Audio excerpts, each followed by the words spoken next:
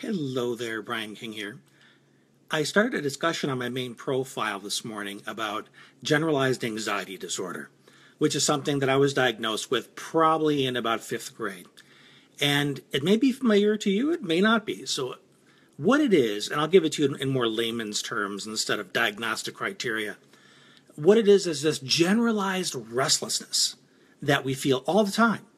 This very kind of low burning sense of worry.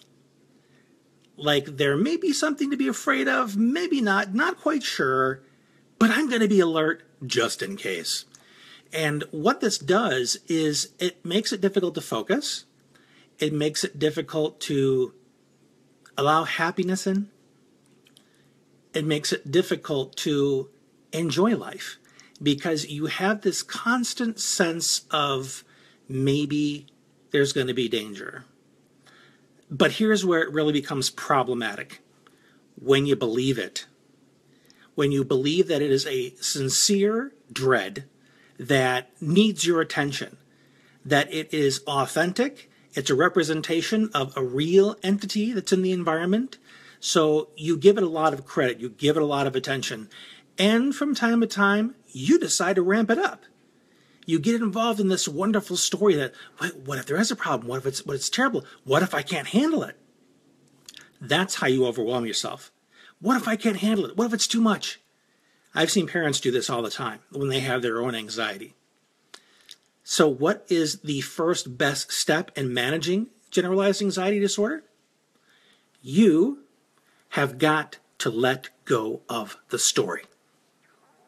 Plain and simple. Is it easy? Not usually. Is it powerfully effective? Heck yeah. So how do you let go of the story? Well, first and foremost, realize that it is a story. Let's look at the weather outside, for instance. It's freezing cold today out here in the wonderful Chicago suburbs. I think it's below zero. I've heard all kinds of stories about the weather. I've heard people say, oh, it's terrible. It's the worst winter ever. It's burning my skin. And you see these people getting themselves worked up. You know, and to an extent, who can blame them? But how much worse are they making the experience by telling themselves a story? I've had to go to doctor's appointments throughout the week, and I am very aware, because I've been practicing mindfulness and meditation for nearly 30 years. I'm well aware that there is the experience that we have of the moment, and there's the story we tell ourselves that totally changes that experience and usually intensifies it. So as I'm walking back to my car, what are the most essential things for me to pay attention to? My steps. I'm kind of wobbly. I use a cane.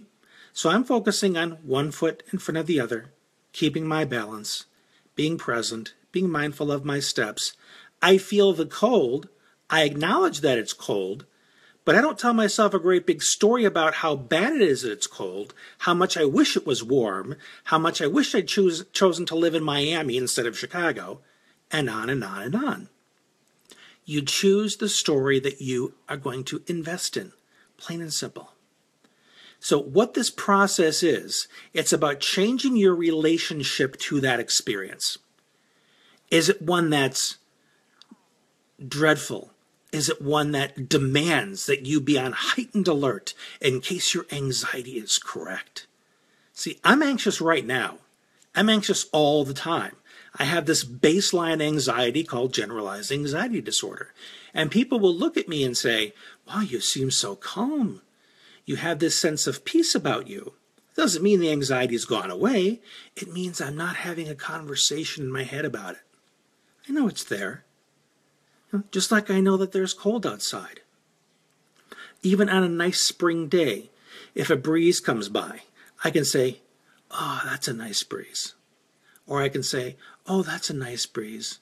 Isn't it too bad that can't be this way all year long? Oh, I love it when there's this temperature outside. Man, I wonder where I could move to where it's like this all the time, and on and on and on. And I totally forget where this experience started. It started by my acknowledging this wonderful feeling that came across my skin. Enjoy it for that moment. Be grateful for it. Or I can just tell myself a story on and on and on. And next thing you know, I'm not grateful. Because all I'm thinking about is how it isn't good enough that this breeze didn't stop or isn't here 365. And that's how we kick our butts when it comes to this anxiety, is we think it's something that requires our undivided attention, something that we need to tell ourselves this big story about and turn it into, ready, the entirety of our experience. That our life becomes about being anxious, being worried, wondering what if, what if, what if, what if. You need to let go of the story. You need to learn how to see it as a sensation you're having, like the breeze coming across your skin, like a smell of a wonderful candle or something cooking in the kitchen. Now, we have a lot of restaurants around here, so sometimes we'll get out of the car and the wind is blowing just the right direction. I'll say, that smells like a nice steak. And stop right there. Then go back to what you were doing. This is mindfulness work. This is learning to let go of the thoughts and bring it back to the moment. That's the best tool, the best set of strategies I've ever found for not only managing my anxiety, but also managing my ADHD in its entirety. It's work. Don't let me get you wrong. It's not an easy solution, but it is powerful for shifting the quality of your life.